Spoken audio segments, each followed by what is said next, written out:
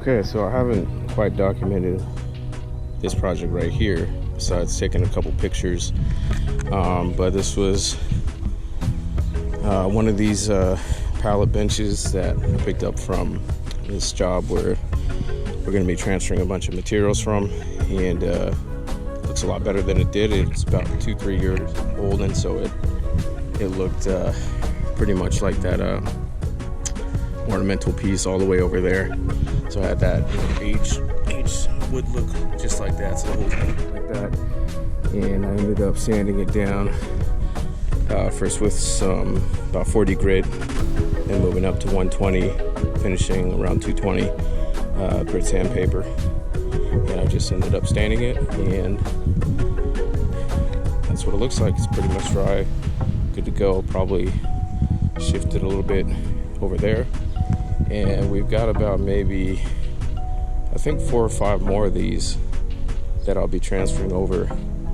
And so just a ton of seating that we'll be able to use, and I'll restore each of them, stain them, and they'll look something like this. And so we'll have them kind of scattered around the area. I think maybe doing like 2 here, and I'll have to figure out some other spots, but it'll be nice. We'll have those tables over there, and we'll have these pallet benches for nice place to sit. All right, so here I am once again trying to figure out what to do with all these scraps, stuff like that. That's like, what, I don't know, 5-6 inches. Can't really do a whole lot with that. And I did these corner details, but I wanted to kind of put a cap over this. Look at that.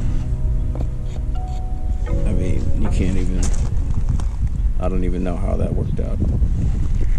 Go figure. Well, got something more I can do. All right, so today I'm actually just prepping the site for tomorrow, because we got a bunch of materials I'm gonna go pick up. So right now I'm just digging these holes for the footings. We got those deck footings, concrete bases that are about 12 by 12 at the base and about 8 inches tall. And so they'll sit right in, so they'll actually be on the ground, just to help them get a little bit more cemented in place. Just as like an additional way to keep them from shifting. Got all my kind of tailings and stuff on this tarp, which would make it easy to clean up. And yeah, I'm just measuring out and digging down. I'm gonna have to, as soon as I get the stuff, I'll know exactly how far I have to dig down, and then I'll have base sand at the bottom, get everything all level.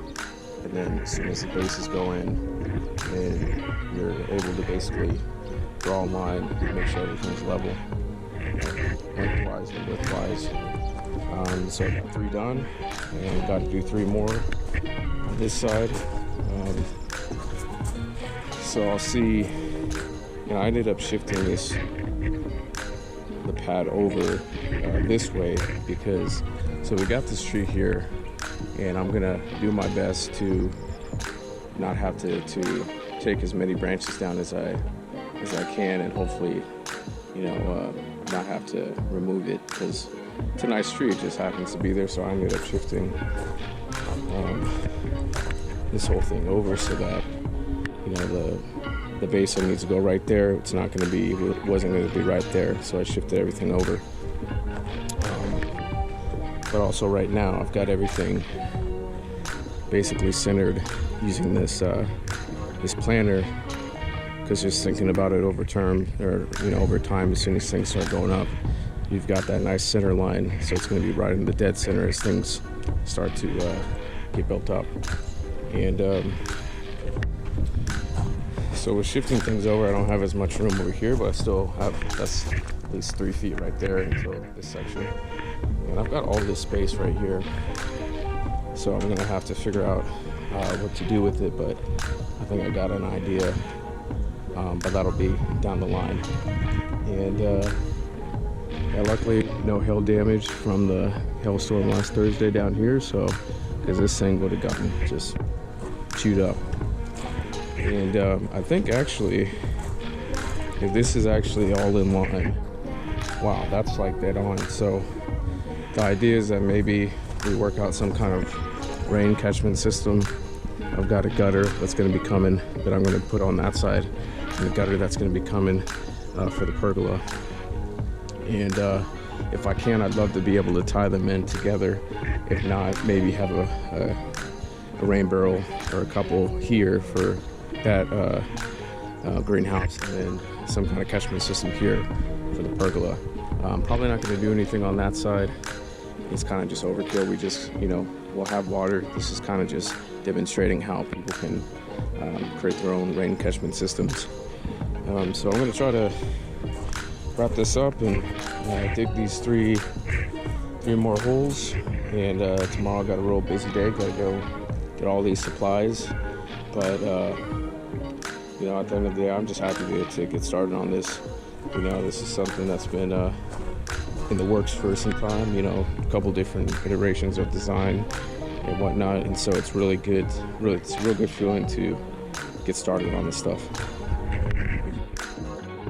So working on these these holes for the footers that are going to be in the back. And they're a little bit longer than the ones in the front. And the reasoning behind that is that after you put the bases in and you start attaching your 4x4 posts, the brackets that we're using for this pergola are kind of metal brackets for this kind of modern style.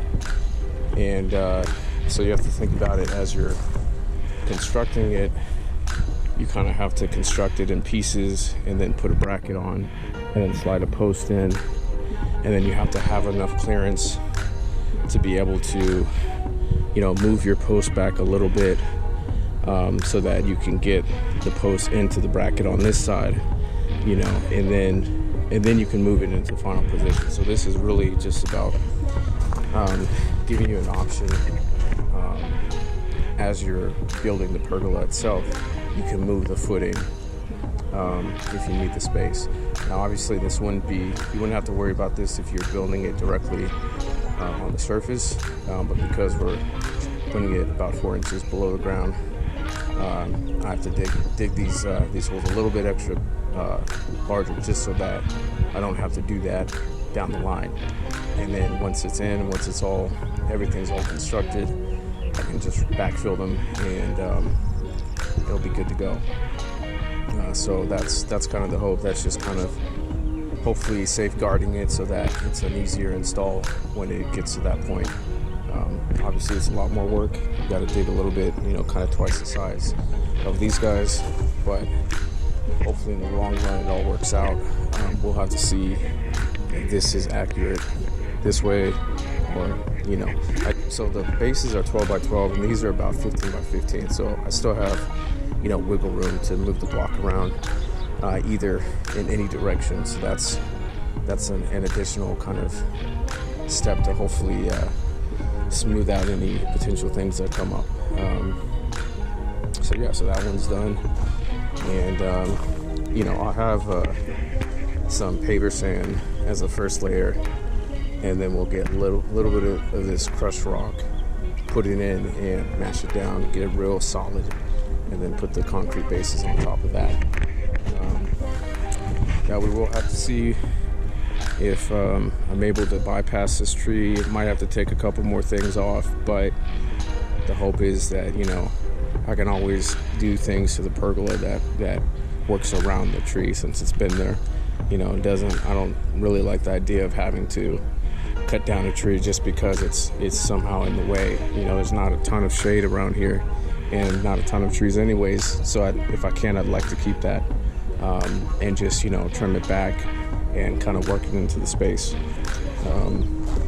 But yeah, so the next one will be parallel with that guy and with that one, and it'll kind of just be right here. So this is another reason why I shifted everything over, so that if I had it dead on right here, that would be a pain to not only dig at to get to it, and also install the post that would basically right there. So right now that post is going to come up and it's going to be right here, right where I want it, and hopefully that helps things. And then the final pole will be just right in line with this guy right here.